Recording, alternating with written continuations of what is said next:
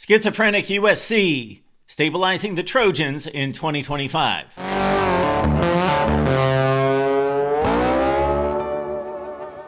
Our look at USC football for 2025 right here at the Voice of College Football. Please like the video and subscribe. It started off oh so well for Lincoln Riley at SC. Coming off 4-8, Lincoln Riley, 11 wins, a Pac-12 championship game appearance, a 2-touchdown lead in said Pac-12 championship game against Utah in round 2 of college football playoff. But everything since then pretty much downhill.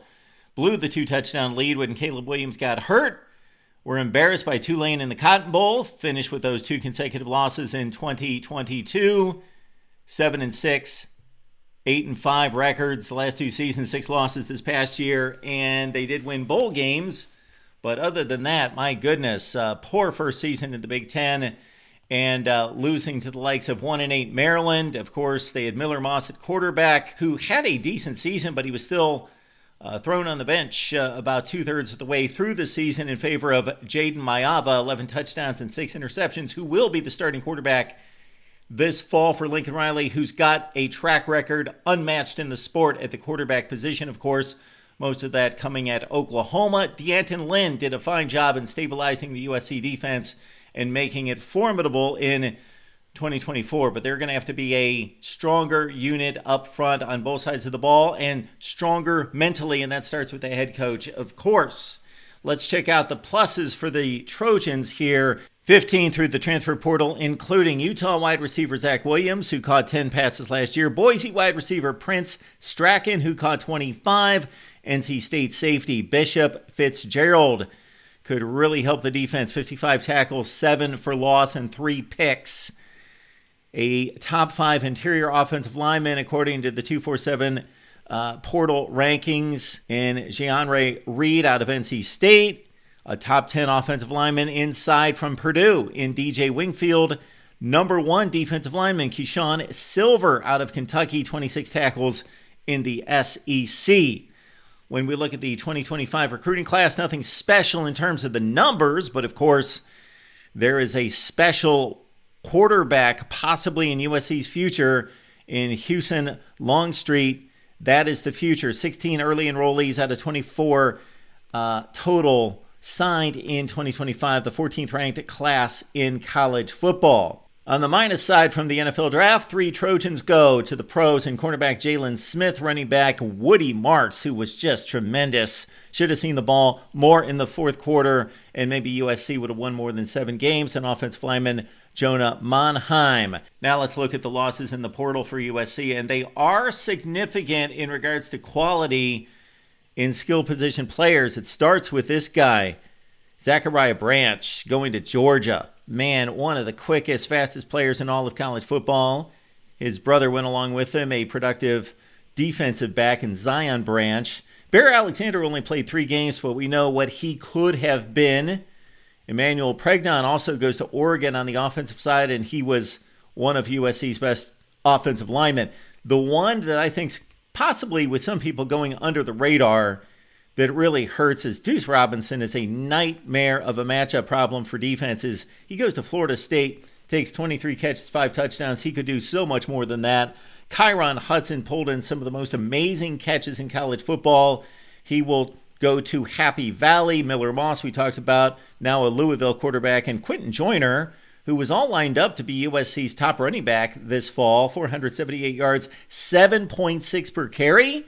No, he's going to do his work for Texas Tech. This, to me, is the most intriguing team in the Big Ten. They were last season as well going into the season, and it basically proved out. You may say, 7-6, they were average.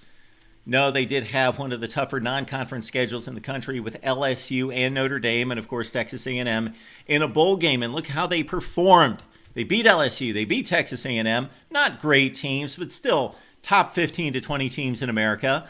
And they had Notre Dame in a red zone situation, down a touchdown in the fourth quarter late, before Jaden Mayava threw a couple pick sixes, and they fell to Notre Dame by 14. When this team was good, they were good. They took Penn State to overtime. They took over the second half against Wisconsin and rolled the Badgers. Not a good Wisconsin team, yes, but good enough to play with Penn State for 4 quarters and Oregon down to the wire. So Wisconsin could be difficult. And again, USC completely rolled them, a 28-3 count in the second half. But when they were down, yes, highest ceiling, lowest floor combination in the Big Ten this past season. Lost to Maryland. Maryland otherwise went 0-8 in the Big Ten. Of course, they blew leads in the fourth quarter to just about everyone. All their losses in the Big Ten, fourth quarter leads. So many blown situations inside the 10 at Seattle against Washington. And of course, if they would have run the ball, hung onto the ball against Minnesota, they win that game. So strength in the trenches. Let's start there in terms of keys. Offensive line, defensive line, standing up at the point of attack. The Michigan game. They got bullied in the first quarter, got down by a couple touchdowns, outplayed Michigan the entire game, had the game on lockdown with Michigan with no passing attack, buried at their own 20-25 yard line, but couldn't get the tackles in the secondary to get it done. So bulk up, get stronger. USC says it was going into 2024. There were indications of that. Did they continue that progress in strength and conditioning? And will that stand up along the offensive and defensive lines and also in terms of depth? Key number 2, Jaden Mayava, 11 touchdowns, 6 picks, mobile quarterback. 59% completion percentage in this day and age is not good enough. Will he take to Lincoln Riley's tutelage and be a better quarterback this time around, or will he be thrown on the bench? And thirdly, I'm looking at the running back by committee situation. I don't necessarily like it. These guys could prove to be really good backs, and they could have something really good going, but they're just unproven across the board. JUCOs and Wayman Jackson, and also the New Mexico transfer Eli Sanders, 1,000 yards, 9 touchdowns at that level, and Brian Jackson, who showed flashes for SC in 2024. Let's check out the schedule, and of course, another adjustment for USC. Only Notre Dame non-conference. They don't have that second difficult non-conference game. They really ease in the first 4 games of the season with the 2 softies, and then Purdue and Michigan State in conference play. The middle is going to be difficult, and people laughed at me last year when I said, look at the middle of this USC schedule. They're better than all these teams. They're more talented than all these teams, but the accumulation of Wisconsin, Nebraska, Minnesota, Maryland, who was coming off an 8-5 season. I said the accumulation of those kind of physical teams, Rutgers, will catch up with USC, and it did.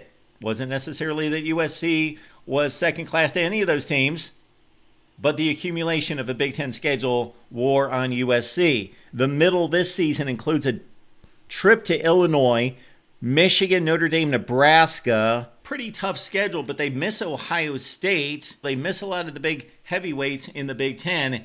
This USC edition's got to go 8-4. Lincoln Riley's got to clean it up, and this team needs to perform up to not necessarily its standard all time, but in regards to taking a step toward being competitive with the big boys in the Big Ten. That's my look at USC football. Comments and questions down below. Keep in mind, we got a USC channel. We go live Mondays, Tuesdays, and Wednesdays right here at the Voice of College Football. Check it out.